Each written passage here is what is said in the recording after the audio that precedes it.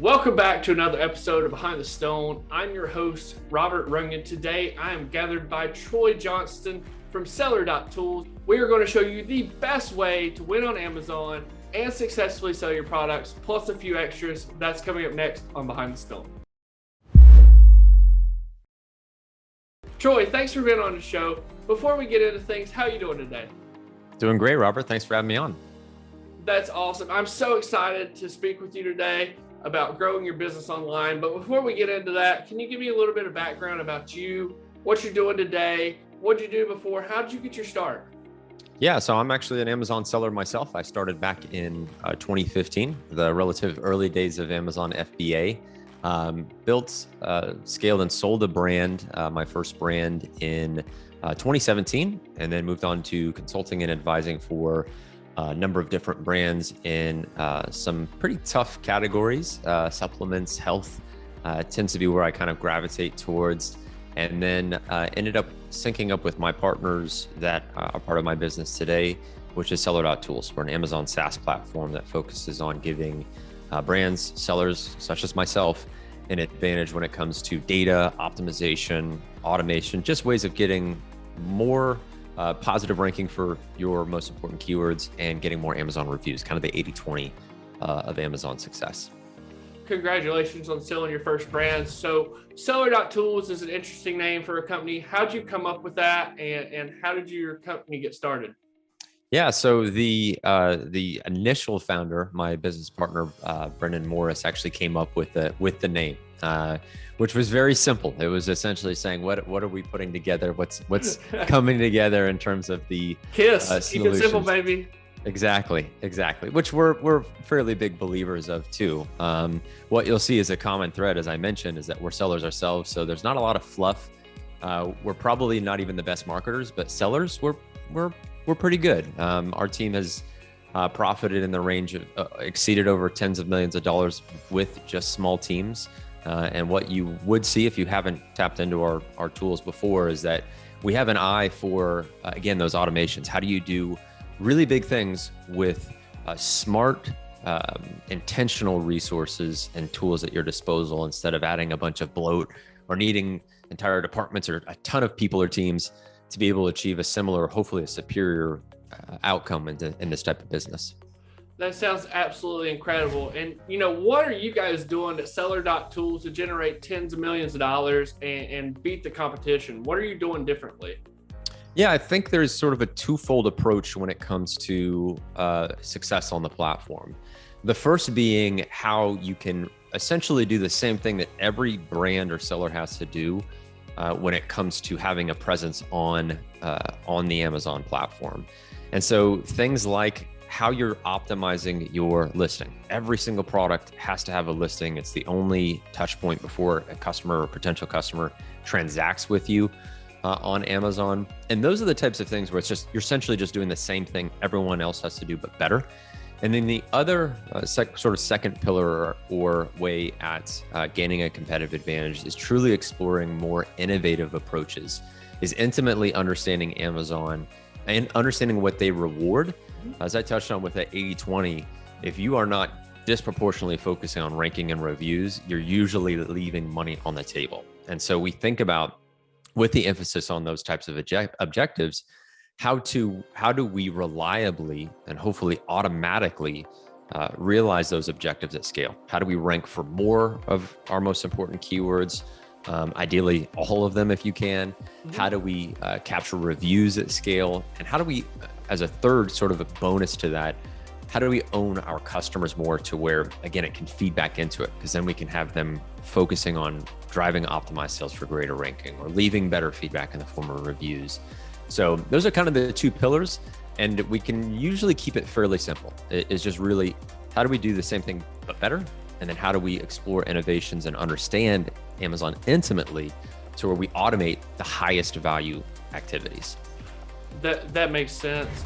So now that I know about you, what you do, your company, let's get into the nitty-gritty details, right? So let's start at the beginning. So let's say that I'm an e-commerce brand and I'm successfully selling on other channels and I want to start selling on Amazon. what are the best ways to set up your Amazon account correctly? Yeah, one of the most important things, and this goes for brands new to the platform or a first-time business owner who's starting their business on Amazon, is realizing what's inherent with Amazon is existing demand, and that demand is captured by keywords. And keywords they're the cornerstone of success on Amazon. Again, we talk about ranking. Ranking is dependent on search and buyer intent captured by keywords. So if you're coming onto the platform, you really have to do your keyword research in an effective and, again, hopefully in a superior way, because that's where the leverage comes in. That's where you're not the hardest challenge if you are running a direct-to-consumer business, a Shopify site, or even, again, selling elsewhere, is creating and cultivating demand. The beauty of Amazon is that you're just capturing existing demand. So the keyword element is so crucial, because then that bleeds into everything else we do from there, of organic listing optimization to configuring PPC to driving optimized sales from external traffic. All of it really has to ideally have in mind how you're leveraging keywords and that existing demand. That makes sense, Troy. Thanks for clarifying. So it's about keywords, right? So let's take it one step further. Let's say that I'm a mid-market e-commerce brand looking to get more reviews, to rank their products and improve their keyword research. What kind of advice, tips, tricks, anything that would you give me? Yeah, first and foremost, it's understanding what Amazon already offers you in terms of value. I'm going to be a little bit biased as a tool provider because I'm intimately aware of how we inject that value as a service and a solution. But if we start just with what Amazon offers now, with things like brand analytics, where they give you the top search terms on the platform, usually it's a month-to-month report, covers about 1 million to 1.5 million keywords, and there's great opportunities to harvest and review as kind of nuggets of insight where the search demand is, how that trends over time, and how you can utilize that for your keywords. And obviously, where I would encourage you to take that to a tool, something like Seller.Tools, is to also be actively managing your rank relative to those high priority keywords. You touched on reviews as well. And with reviews, Amazon has really, they've giveth and they've taken away. They have sort of limited what you're able to do through things like terms and policy updates and some of the vague language there. But they've added in different ways to supplement and to be able to scale terms of service compliant review requests. Now, again, we as a tool offer this, but wherever you find this, it's highly encouraged that you seek this out and utilize it, is that Amazon now has the request a review button found within Seller Central linked to each order. They've made it to where you can manually go in there, click on a request a review, and Amazon will deem whether that order is eligible for getting that review request sent to the customer. What you ideally want to do is try to make that as hands-off as possible. The manual aspect is really where it gets to be a bit cumbersome, kind of a time waste. Even if you can, arbitrage that or outsource it, you name it. This is, again, where as tool providers, we sort of see, hey, here's this explicit value from Amazon. Well, how can we just make it 60 seconds of setup and allow you to then scale that up across, let's say, a dozen SKUs, 50 SKUs, 1,000 SKUs, click a few buttons and make sure that we're still working with Amazon, we're staying terms of service compliant, but we're automating something as crucial as getting review requests to those customers. That's incredible. So let's take it even one step further. So say we're in the middle of optimizing our listings and, we have the reviews, we have the keywords, what's the next steps? Like, what's the next things I can do? And how do I do that? What approach do I take? Yeah, it's a great question. So assuming you're knocking out some of those crucial steps, keywords help with the optimization. You want to think about the number of search or keywords and phrases you're using in your listing, the placement within your listing, so the weighting of different listing elements. We know things like title carry a lot more weight relative to something like the bullet points. So we want to make sure we strategically place those different words and phrases. But we also want to think about things like media on our listing. Amazon has really made this shift pretty explicit at this point, where they are welcoming more images, more video. And there's this inclination to have the platform almost be like a social media site, which is very intuitive. You have to think of it from Amazon's perspective. If we're spending more time on Amazon as potential customers, we are probably more likely to generate them more revenue, right? If we're clicking around, viewing products, showing a high level of interest. And for those that really dig into the A9, the Amazon algorithm, we know things like page interactions. And that's just a fancy way of saying when we spend more time looking at reviews on a listing or viewing videos or clicking on images, Amazon actually rewards that listing and rewards their ranking, makes it more visible just by us completing those steps. So I think there is a lesson there both in what Amazon rewards and where Amazon is going for brands to be thinking about how do we build out those assets? How do we get more images? How do we get more user-generated content? Fill our related video shorts, welcome reviews that have videos, that have images, because all of that media richness is a big part of, yes, driving page interactions, but also going in the direction that I think that Amazon's going as well. So that's another crucial one. What I would also add in there, and reviews are within this bucket, is the conversion readiness aspect. All of this relevant traffic, let's say we're paying for PPC, we're driving external traffic, we're welcoming organic traffic just by being more visible. Well, we've got to convert that traffic. We don't generate revenue as a company and brand unless that turns into a transaction. And so we think about review counts, review quality. We think about price. Are we using a discount? Are we using a coupon? Are we optimizing our Q&A section? So we have, and actually, again, not to shamelessly highlight another tool of ours, but it's a free one that really looks at this. And this is why we know this intimately, is that there are at least a dozen variables that you can look at to ensure that conversion readiness, to make sure, hey, if I'm going to spend tens of thousands, $50,000, $100,000 a month in PPC, well, we know if we can make a slight tweak and improve performance even incrementally, that can translate into tens of thousands, hundreds of thousands of dollars in revenue. That makes a lot of sense. So what are some of the common mistakes you see being made right now by sellers or brands when it comes to, optimizing their listing or generating reviews online or looking up keywords?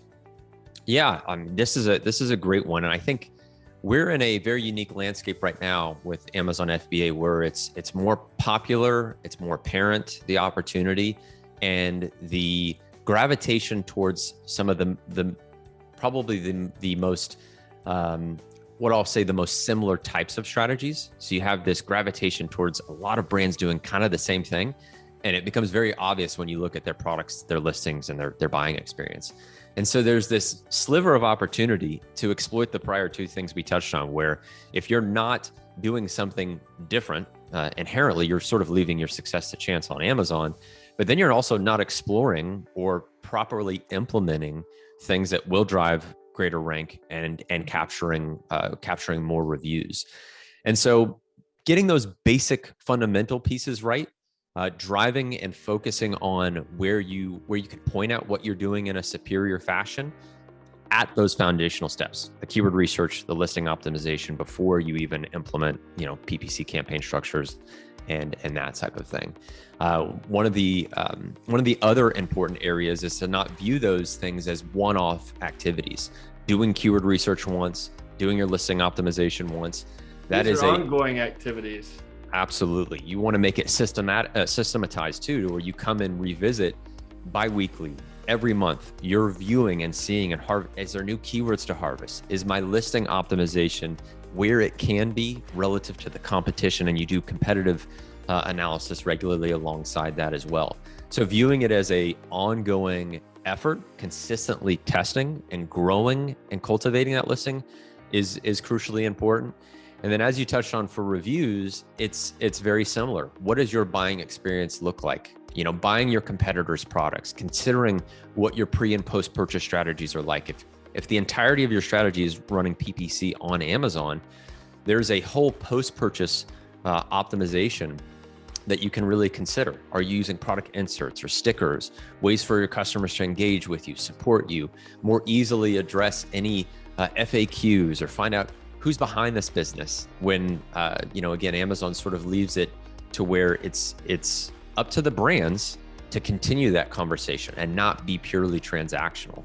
So there's a lot there. And I think this is where you really have to think of it in terms of the heavy lifting on the front end, exploiting some competitive advantage, some point of difference, and ensuring that you're not necessarily following the herd. This is something a lot of first-time brand owners will fall prey to, but we're seeing this even with enterprise brands where it's like, wait, everybody's sort of doing this, so I'm going to do the same thing. And then I'm wondering why my success is left to chance. It's very, very logical.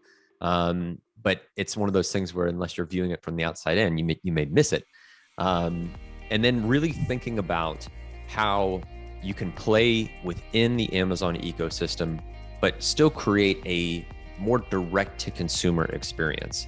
That's what's often lacking. And it usually involves a little bit of creativity. It's often shows up when you build some type of loyalty, some type of continuity with that customer with a post-purchase strategy. So go into that on post-purchase strategy, right? Like, because I was going to ask you, what are some of the hot trends in the industry going on right now and any actionable tips on them? But go into that post-purchase strategy just a little bit further, right? Is this an insert that you're putting in your box? Is this a QR code that people scan? Like, what exactly are you referring to? Yeah, actually, I would mesh the two. So if you could use an insert card based on your product and packaging and have a customer then scan a QR code. Good best practice is to have both a QR code and a link. We'll call it the silver lining to the COVID and pandemic is that QR codes have become far more prevalent. So people sort of know what to do when they see them. But you can then have that customer go through, have them land on a landing page, go through a ManyChat flow. We use ManyChat as well, a messenger solution, to where what we want to do almost immediately is deliver some form of value.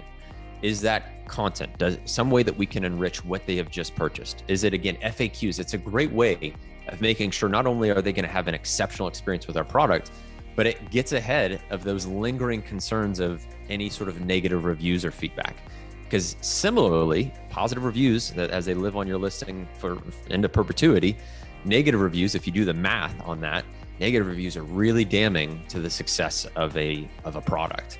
So delivering that value, building that goodwill, and the form that can take, a few options to think. Again, this is where your product and what makes sense for that value exchange.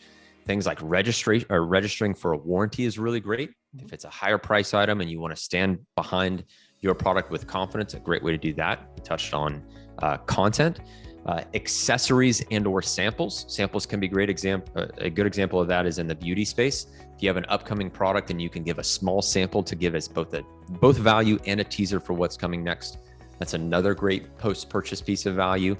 And then any sort of loyalty, rewards programs. This is where, again, when we buy competitor products or just do some discovery on the platform, you can see really cool programs where people can get points for their purchases and be recognized at that type of gamification. It can get a little bit more complex, but this is where you build out a more robust strategy versus, Robert, if we think about somebody else who's just purely transacting on the platform. There is absolutely no continuity. They've generated their revenue. They're closing that door, waving them goodbye to the customer, and there's nothing else that we've built there. Versus the brand that's thinking, how do I get more value in this customer's hand as soon as possible? Because then we also think about, okay, well, in order to get you that value, sure, just drop your phone number and an email. Great. Now we've opened up multiple doors to be able to further engage and support this customer, run additional promotions, notify them of the next product launch. But the value piece, what makes sense for your brand, that's the big question to answer. And then the execution is now much easier nowadays.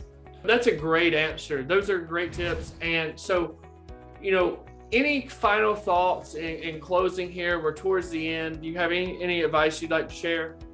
Yeah, Robert, I think we've touched on really great points. It's what I see now coming into this sort of new year. And as we look ahead, it's what I see as probably the biggest mistakes, but also the biggest opportunities. And that perspective is important, where there is more than any other time. I would say if you have a competitive advantage on Amazon, it pays even more dividends than it did in the past.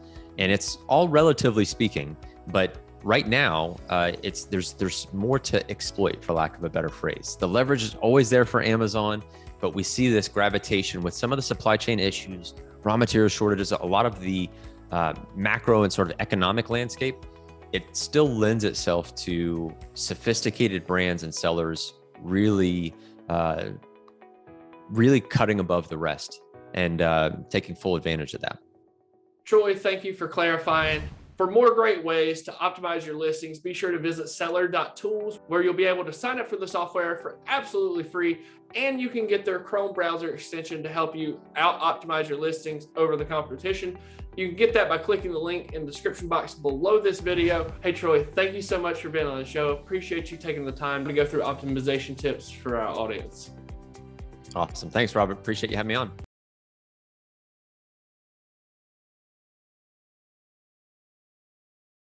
If you really want to level up your e-commerce strategy, then watch this video next. It's called 5 Proven E-commerce Marketing Strategies to 10x Your Business. You'll learn insider secrets from Tanner Tozan and CEO Adam Weiler on how to scale 7- and 8-figure e-commerce businesses. Just click on your video and I'll see you on your screen now.